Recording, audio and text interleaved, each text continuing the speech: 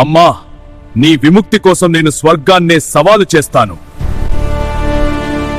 ఆధ్యాత్మికం అధునాతనం, spiritual stories, cinematic experience.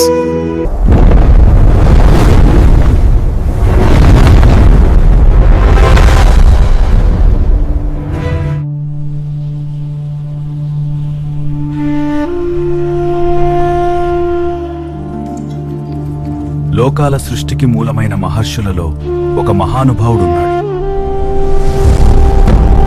సృష్టి రహస్యాలను తెలిసిన మహర్షి కశ్యపుడు.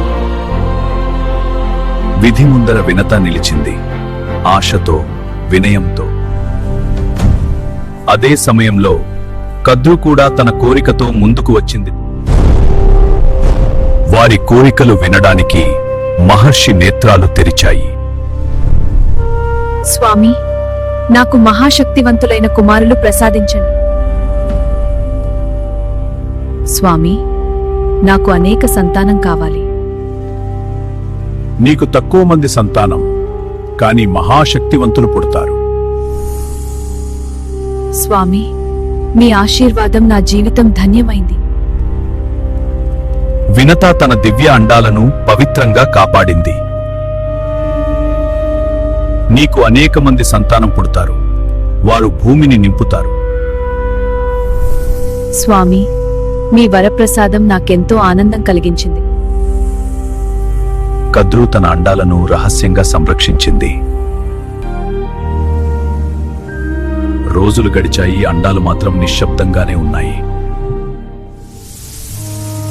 కాలం నిండింది, కద్రు అండాలు విరిగాయి. వినత అండాలు మాత్రం ఇంకా నిశ్శబ్దంగానే ఉన్నాయి.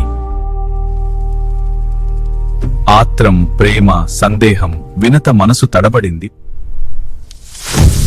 అండం తెరిచింది, కాని సమయం ఇంకా రాలేదు. అమ్మా, ఆత్రం నీకు దుఃఖాన్ని తెచ్చింది. ఇంకో అండాన్ని సమయం వరకు తెరవకు.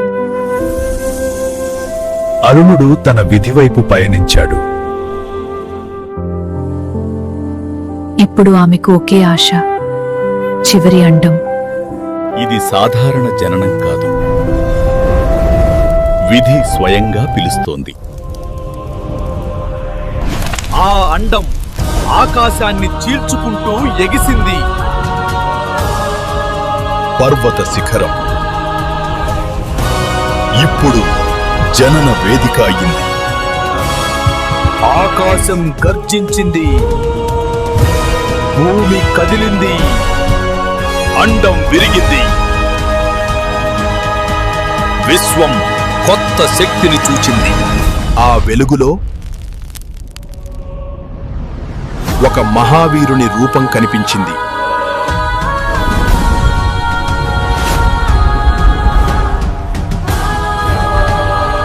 ఆ మొదటి రెక్కల ఆడింపు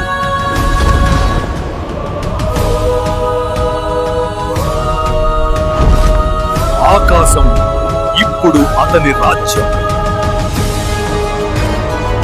ఇది గరుత్మంతుడి ఆరంభం మాత్రమే. కథ ఇప్పుడే మొదలైంది. ఇదే గరుత్మంతుడి ఆరంభం.